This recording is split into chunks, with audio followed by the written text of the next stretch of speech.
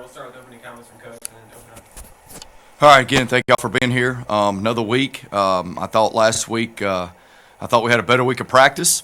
I thought we played with as much energy as we probably played all year for 4 quarters. You go look late in the game, and we'd go on defense, you'd see about 7 guys sprint on the field.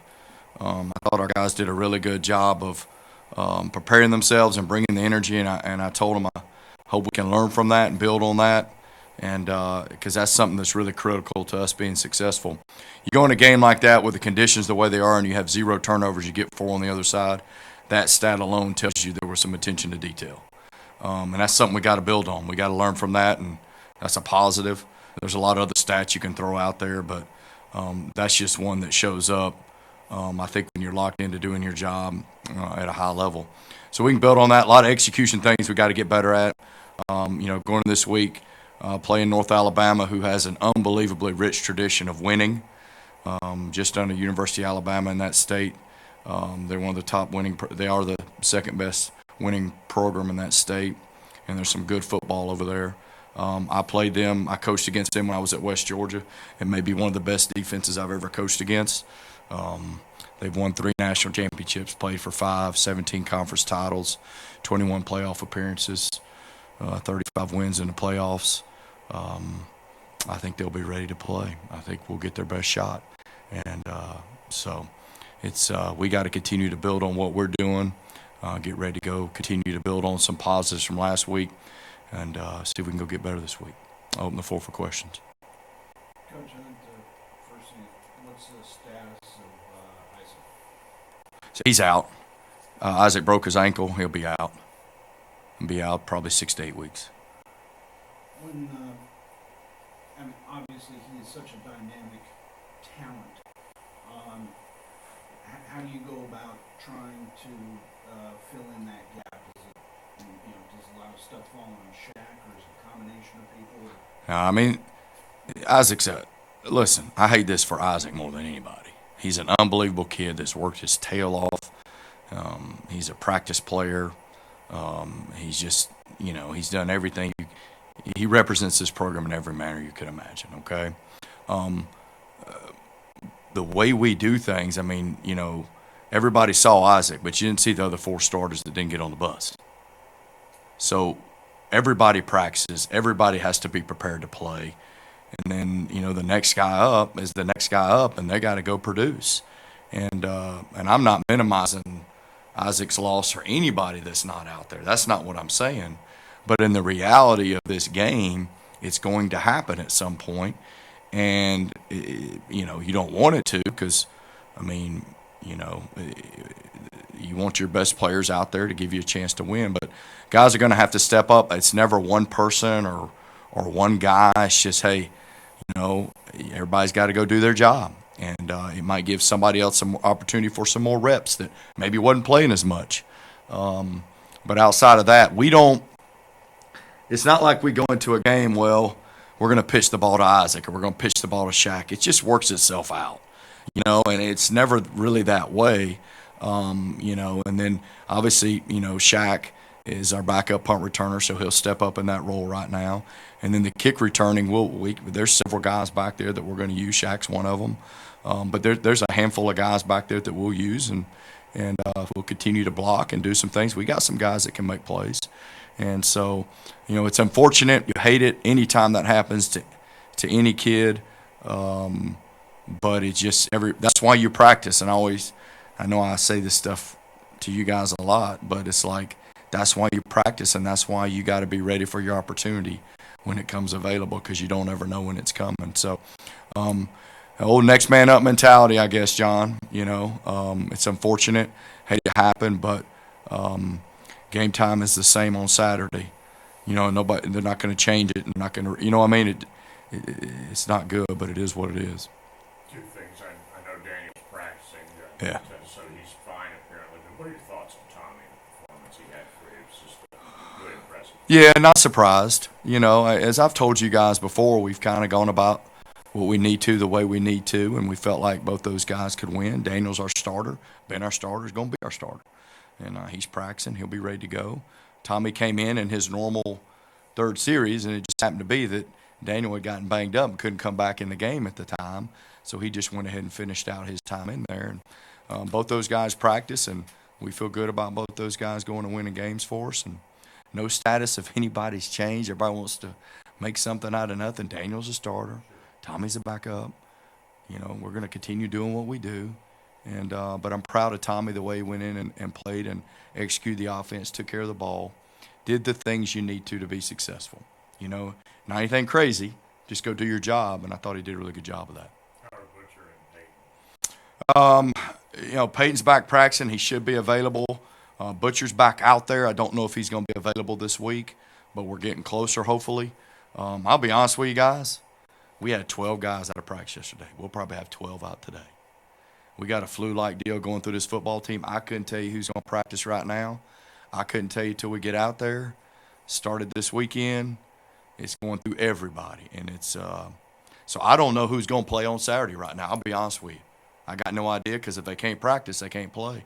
It's unfortunate, but it's you know, we've been through some stuff, but this is a doozy right now. So I don't know how many. I know we had either 10 or 12 out yesterday, and most all of them were on the trip. And I would imagine we would have that amount out again today. So. Talk a little about Jalen Jackson. Obviously played extensively, far more than he has any other game, and had big plays, block punt, touchdown. What are your thoughts on that? Yeah, I mean, you know, I think each week with that wideout group, it's you know, whoever practices the best that week is going to get more opportunities on Saturday. And every week and every day is an audition to go play. You know, that group, there's a lot of moving parts. You see a lot of guys play. It's a young group that's growing up. But I thought Jalen, you know, on the punt, you know, it wasn't a block. It was a return. He's just doing his job, and he's doing it really hard. And he got there and blocked the thing. You know, but it goes back to just doing your job and doing it with the right kind of what we call championship eat. And he did it, and it wasn't a block, a called block. It was a return. You know, so I thought he did a good job on that, and he had a chance to catch a touchdown pass. You know, I thought he did some good things. I think he's growing up as a wide out, but it's, you know, he's got to, just because that happened on Saturday and it was good, he's got to continue to do that this week. Jalen's got a lot of ability, can help us win a lot of games. He's just got to continue to work during the week to put himself in that situation. But proud of the plays he made, and it showed up because he practiced the right way, you know, and he gave himself a chance. He started as well. So I think those were positives. Coach, you talked about the tradition over at North Alabama. Can you go a little bit more into that, what it is that you admire about their program and how they put it together over the course of time? Well, I mean, you just look at, I mean, and the reason I know a little more about him is because when I was in the Gulf South Conference at West Georgia, we played him. And, I mean, it was like you're going to play the Green Bay Packers. I mean, you know, they had probably 4 NFL players on defense. They were really good. They were tough. They were hard-nosed. And they've won. You know, you go look at their record. They've won. And, you know, a team that's won that many championships, that's played for that many national championships, I don't care what level, it takes something special to go win a championship. And so I think you know, the expectation there and the culture there is to win, you know, and they've lost more than they're accustomed to date right now in this year. And I know that's gonna put more emphasis on this game, and for us. But since I can remember back when I started at West Georgia, you know, UNA's been kind of in Division II. They've always been in the mix for a chance to win the national championship. And I think that's a culture thing. When you believe and expect you're supposed to win, you even win some maybe you shouldn't, because that's the expectation. So, you know, I mean, I rattled off a bunch of the numbers. I mean, they're pretty self-explanatory. I mean, what they've done over a course of time, they're in a transition period right now. But I don't think that really matters. What we got to do to get ready to go play. Who's catching your eye when you're watching their tape? Well, they got some skilled kids that can make plays. You know, and the same on the back end. They got some kids that can run. You know, they do a nice job. Their special teams, their kickoff return units, really, really good. They do some really good things on special teams. You know, I think they're pulling everything together, you know, to get on all cylinders of what they're trying to get accomplished. So, They were in a close game last weekend, had a chance to win it, didn't. But it was down to the wire. If you take care of the ball, just like we talk about control the controllables, it's probably a different outcome, and they're probably having the same talk over there right now. Controlling the controllables. There was a penalty for a celebration this week where there's actually a pretty good picture that ended up on social media. Mm-hmm. Dustin Sumter mentioned, that will equal 200 yards worth of up downs. I'm just curious as to what the ramifications were. Sumter's was in our program for 5 years. He knows what happens regardless of how you want to look at it. So here's the deal. I love our enthusiasm. I never want to take away from energy and enthusiasm. Okay? It's a penalty. You can look at it however you want to. No, it's a penalty. So we kick from the 20. They get the ball in the 44. Now, you're in a different ball game, you may lose because of that simple act. Because they get the ball in the 44, they go down, they need a field goal touchdown. There's the game for you in a nutshell. So I never want to take away from our kids' energy and enthusiasm and all that, but at the end of the day, it's a penalty.